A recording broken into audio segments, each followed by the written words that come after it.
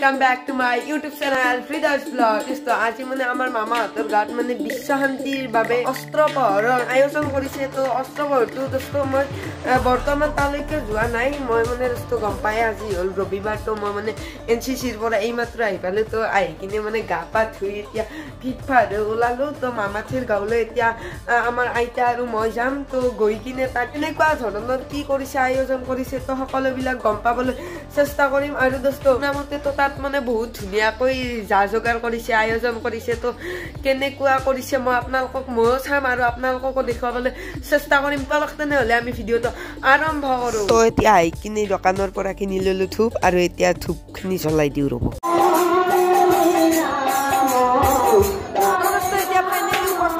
আমাৰ মামাহঁতৰ গাঁওখনত শান্তিৰ বাবে অস্ত্ৰপহৰ মানে যিটো আয়োজন কৰিছে তো সেইটো আহি পালোঁ। আৰু দোস্ত ইয়াত আহি কিনে বহুতে বেছি ভাল লাগিলে। আৰু দোস্ত এতিয়া মানে আপুনি আগৰ ক্লিপটো দেখা পালে যে মই মানে ধূপ চুপ জ্বলাই কিনে ফটা উটা লৈ কিনে এবাৰ কৃষ্ণৰ চৰণত সেৱা ল'লোঁ যাতে আপোনালোকৰ সকলোৰে ভাল হওক, গোটেই বিশ্ববাসীৰ সকলোৰে মংগল হওক তাৰে কামনা কৰিলোঁ।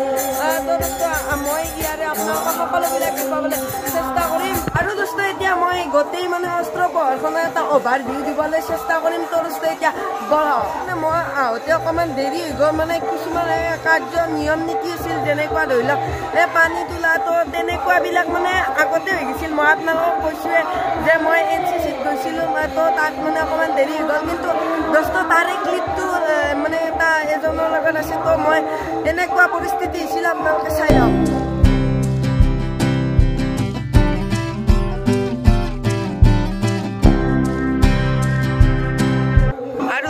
আপোনালোকে আহি কিনে এনেকুৱা এটা পৰিৱেশ দেখা পাব। ইয়াত দোস্ত হৰে কৃষ্ণ হৰে ৰাম চলি আছে। ইয়াত দোস্ত মানে ডনেট বিলাক দিব পাৰে আৰু ইয়াত উপভোগ কৰি আছে।